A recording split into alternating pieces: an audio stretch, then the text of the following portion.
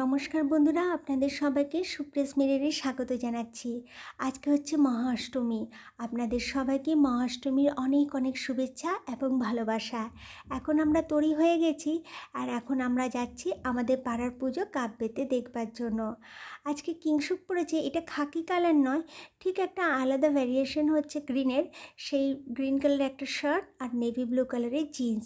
On পড়েছে একটা purple কালারের শার্ট, তার মধ্যে হোয়াইট পার্পেল এবং ব্ল্যাকের একটা কাজ, আর ব্ল্যাক কালারের জিন্স, তার সাথে একটা পার্পেল ব্ল্যাক কালারের জুতোও পরেছে।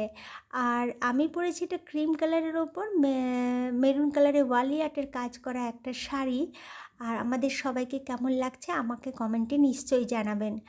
আমরা বেরিয়ে পড়েছি। আজকে হচ্ছে মঙ্গলবার, আর এই মঙ্গলবার দিন আমি মা মঙ্গলচণ্ডীর পুজো করি। তো আজকে তাই বেরোতে একটু লেট হয়ে গেল।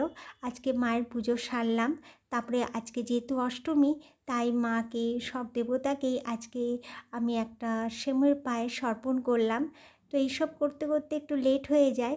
আপনাদেরকেও আমার মা চণ্ডীর দর্শন করিয়ে দিচ্ছি। ভগবান সবাইকার মঙ্গল করুন। যে গিয়ে পৌঁছালাম যখন কাব্যেতে, তখন পুজো চলছিল সন্ধিক্ষণের। আজকে কিন্তু জানেন তো আমার অষ্টমীর পুষ্পাঞ্জলি দেওয়া হয়নি। তো মা মঙ্গলচণ্ডীর পুজো করছিলাম, সেটাই আমার অঞ্জলি দেওয়া। আর তারপরে যখন পৌঁছেছি, যখন সন্ধিক্ষণের পুজো চলছে, তখন চলছে ওই 108টা প্রদীপ আর 108টা যে পদ্ম মাকে অর্পণ করা হয় সেগুলো।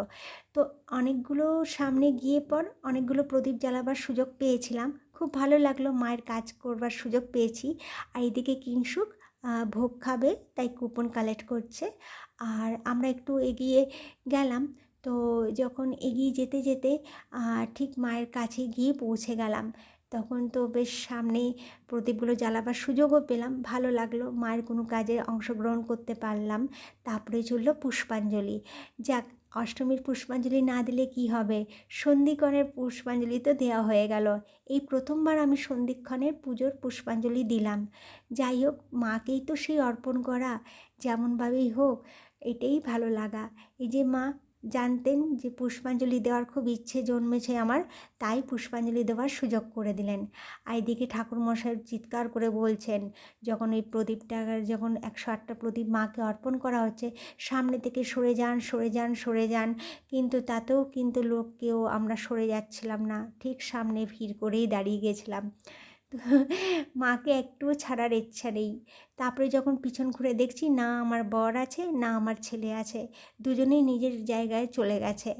খুঁজে বেড়াচ্ছিলাম এদিক ওদিক করে, পুজোটা দেখলাম, আরতিও নিলাম, সব কিছুই হলো, কিন্তু ছেলে আর বরকে দেখতে পাচ্ছিলাম না। সবাই রয়েছে কাছাকাছি, কিন্তু কিংশুক আর অহনকে দেখতে পাচ্ছি না। তারপরে আমার বেটুকে দেখতে পেলাম আমি পটেটো টুইস্টের দোকানে। ওখানে গিয়ে ও হাজির হয়েছে, আর এখানে মুচকি মুচকি হাসছে। কারণ অনেক সকালবেলা একটা, বিকেলবেলা একটা, রাত্রেবেলা একটা আলুর টুইস্ট হয়ে গেলে আর কি চাই বলুন। আর কি তেলে এগুলো ভাজছে, তাতেও কিন্তু এই টুইস্ট খেতে পাবে এই দুর্গা পুজোতে, তাতেই খুব আনন্দ। আর এদিকে দেখলাম কিংশুক ভোগ খেতে বসে গেছে। তো যাক, আমরা আজকে ঠিক করেছি, অনেক তো প্রতিদিন এই সকালবেলাটা ও বাইরেই এই রেস্টুরেন্টে খায় না, কিন্তু রাত্রেবেলা রেস্টুরেন্টে খাওয়া হচ্ছিলো, কিন্তু ওই বাইরে মানে খাওয়াই চলছিল প্যান্ডেলের।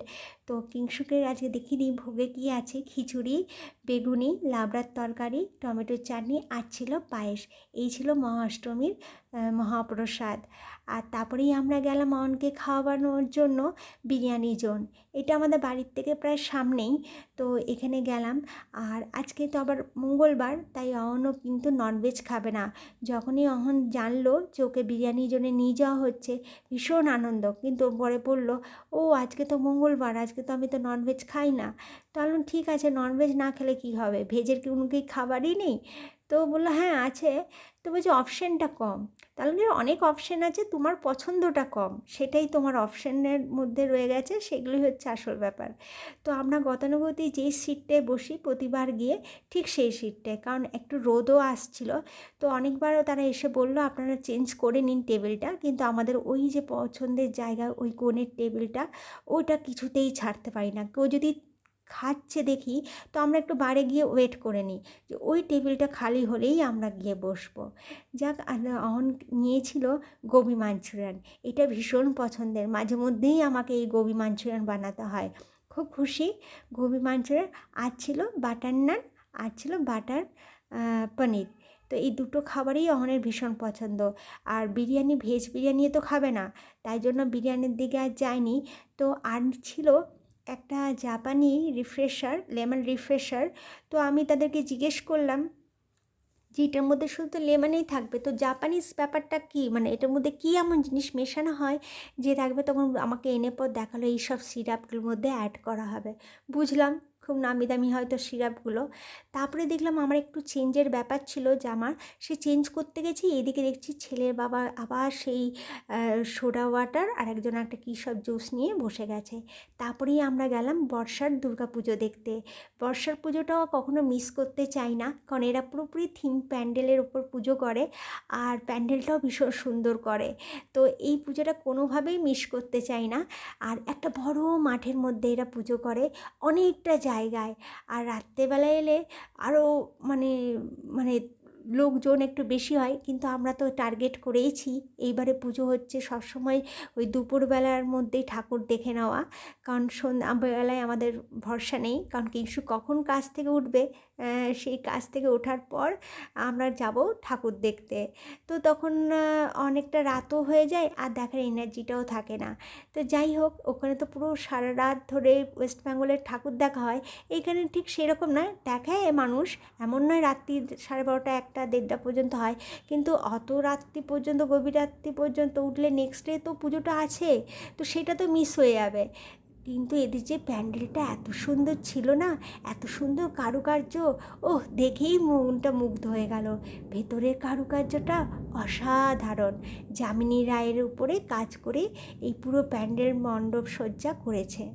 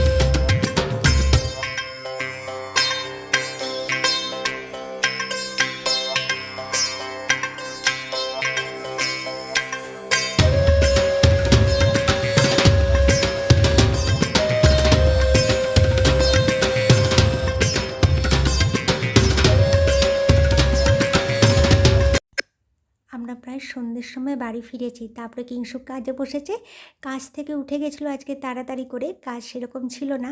তো তারপরেই আমরা গেলাম সোশিও কালচারে পুজো দেখার জন্য।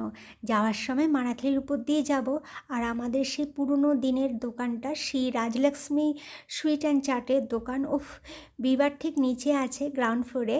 তো এই দোকানটা উফ অসাধারণ, এটা ভীষণ মিস করি। এখানে ফুচকাটা অসাধারণ খেতে, মানে এই ফুচকাটা হয় কি সুজি দিয়ে বানায়, আর অপূর্ব খেতে। অহনকে আমি বারবার বলি যে খেতে গেলে ওখানেই খেতে হবে, অহনও কিন্তু মেনেছে, মা ঠিক বলেছ। তো আজকে তো আমি খাবো না, বাবা ছেলে খেলো। কিংশুক কখনোই ফুচকা একদম পছন্দ করে না, কিন্তু আজকে যাই না, ও ছেলের সাথে সঙ্গ দেবার জন্য বা যাই হোক, ওর আজকে খেয়েছে এবং খুব ভালো লেগেছে। তারপর ওর মনে পড়ে গেল অনেক দিন পাওভাজি খায়নি, কারণ যখন আমার নতুন নতুন বিয়ে হয়েছিল, আমি তখন কিংশুক তখন বাসে অফিস যেত, তখন আমাদের কার্ডটা কেনা হয়নি, তখন আমি একা এসে দাঁড়িয়ে থাকতাম এখানে, আর তারপরে ও বাস থেকে নামতো, তারপরে দুজনে মিলে আমি খেতাম ফুচকা আর চাট, কিংশুক খেত পাওভাজি। তো অনেক কিংশুকের অনেকটাই মনে পড়ে যাচ্ছিলো, তো বলে আজকে পাওভাজিটা খেয়েই যাব। তো প্রায় 10টা তো বেজেই গেছে ঘড়িতে, তো ডিনারের টাইমও হয়ে গেছে। অহনকে বলা হলো, কিন্তু অহন বলল খাবে না, কারণ ওর পেট অনেকটাই ভর্তি হয়ে গেছে, ও শুধু একটা আইসক্রিম নিল। আমরা যে সোশিও কালচারে পুজোটা দেখতে যাচ্ছি, সেটা আগে ইন্দিরানগরে হতো, এখন হচ্ছে হেইচিলের একটা কল্যাণ মণ্ডপে।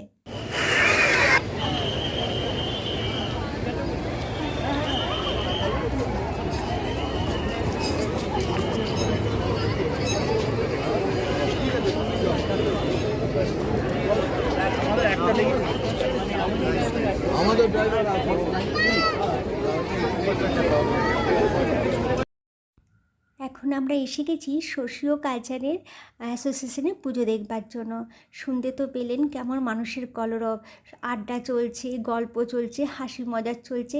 এই যে বাঙালির জীবন, তার সাথে বাঙালিদের সাথে অবাঙালিরাও এসেছে। কারণ ধরুন অফিস কলিগরাও মাঝে মধ্যে এই দুর্গাপুজোর সামিল হতে তো আসেন। এই নয় যে বাঙালিরাই এখানে ভিড় জমায়, তা নয়, অবাঙালিরাও এখানে ভিড় জমায়। আর এখন আমরা যাচ্ছি মায়ের প্রতিমা দর্শন করতে। উপরে অডিটোরিয়ামে প্রোগ্রাম হচ্ছিল, কিছুক্ষণ আগেই সেই প্রোগ্রামটা শেষ হয়। আর তারপরে মানুষের ঘর ফেরার টাইম, এরপর অনেকজনের খাবারের টাইম, কারণ এখন 10:30 বেজে গেছে। আর আমরা এসেছি ঠাকুর দেখতে। আর এখানে একটা সবাই শুনলাম মুখে যে এখানে ননভেজের দোকান বসতে দেয়নি, কারণ এই যে ইন্দিরানগরে যে এই পুজোটা হতো, সোশিও কালচার অ্যাসোসিয়েশনের পুজোটা, সেটা কিন্তু একটা বড় মাঠের মধ্যে হতো। আর সেখানে নানা নামি দামি যে রেস্টুরেন্টগুলো তারাও স্টল নিত, তাহলে বেশ সুন্দর সুন্দর খাবারের মেনুগুলো থাকতো। তো মানুষকে আর রেস্টুরেন্টে ভিড় জমাতে যেতে হতো না। কিন্তু এখন কি হয়েছে, এখানে বসতে দেয়নি। তো এখন বাঙালিদের তো জানেনই, হচ্ছে খাওয়া দাওয়া, ঘোরাঘুরি, খাওয়া দাওয়া, আর হচ্ছে আড্ডা ঠাট্টা, এই নিয়েই মানুষের জীবন। আর আমাদের বাঙালিদের তো আছেই। তো এটা নিয়ে একটু সবাইকার মন খারাপ রয়েছে। মায়ের প্রতিমা ভীষণ সুন্দর হয়েছে, একচালায় যে মাকে করেছেন প্রতিমা দর্শন করার পর আমরা গেলাম অডিটোরিয়ামটা দেখতে, যেখানে প্রোগ্রামটা চলছে ঠিক তার পাশেই। তো অডিটোরিয়ামের মধ্যে প্রোগ্রাম হচ্ছিল। আর এখানে শুনলাম দশমীর দিন বাবুল সুপ্রিয় আসবেন গান গাইতে। তারপরে আমরা বেরিয়ে গেলাম আমাদের পুরনো পাড়া, মানে আমরা যে মারাথালি যে রেন্টেড হাউসে থাকতাম, ঠিক তার পাশেই হচ্ছে মণিকোড়লা। তো মণিকোড়লার পুজো দেখার জন্য তো আমাদের এইটা ছিল এই চেল থেকে মারাথালি ব্রিজ হয়ে আমরা মণিকোড়লাতে প্রবেশ করলাম। আমরা এসে পড়েছি মণিকোড়লা পুজো দেখার জন্য। এটা একটা স্কুল মাঠের মধ্যে পুজোটা হয়। আর এর মধ্যে আমার অনেক স্মৃতি জড়িয়ে আছে। আমার বেটু যখন খুব ছোট ছিল, মানে মন্টেসরি স্কুলে পড়তো, তখন তাদের সাথে যখন ওই বাচ্চাদের মারা যখন ছাড়তে আসতো, সেই সময় আমিও ছাড়তে যেতাম। তখন এই একটা কথাবার্তা করতে করতে বন্ধুত্ব হয়ে যায়। সেই বন্ধুত্বটা একদম প্রাণের বন্ধু হয়ে যায়। অনেকজন এখানে আছে, অনেকজন আবার এখান ছেড়ে চলেও গেছে। তো যে এখানে আছে তার সাথে তো এখনও বন্ধুত্ব আছে, যারা চলে গেছে তাদের সাথেও এখনও বন্ধুত্ব যোগাযোগ তো রয়েছে। তো এখানে যখন ষষ্ঠীর দিন হতো, তখন আমরা বাচ্চাদের নিয়ে এখানে মাঠে চলে আসতাম। তবে বাচ্চারা খেলা করতো, আর আমরা তার সাথে ফুচকা খাওয়া, গল্প করা, অনেক কিছু হতো। একসাথে সব স্মৃতিটা উজাড় হয়ে গেল। তারপরে ঘরে যখন ফিরছি, অহন আমাকে বলছে, মা আর একটা দিন মাত্র পুজো বাকি আছে, তারপরে আবার সেই পড়াশোনা শুরু করো, আবার সেই ভেন্ডি খাওয়া, পেঁপে খাওয়া। উফ, এই পুজোটা এত তাড়াতাড়ি কেন চলে যায়। আজ এই পর্যন্ত। যদি ভিডিওটি ভালো লাগে তাহলে একটা লাইক করে দেবেন। আপনি যদি আমার চ্যানেলে নতুন হয়ে থাকেন তাহলে সাবস্ক্রাইব করে দেবেন। আবার দেখা হচ্ছে একটা নতুন ভিডিওর সাথে। এখনকার জন্য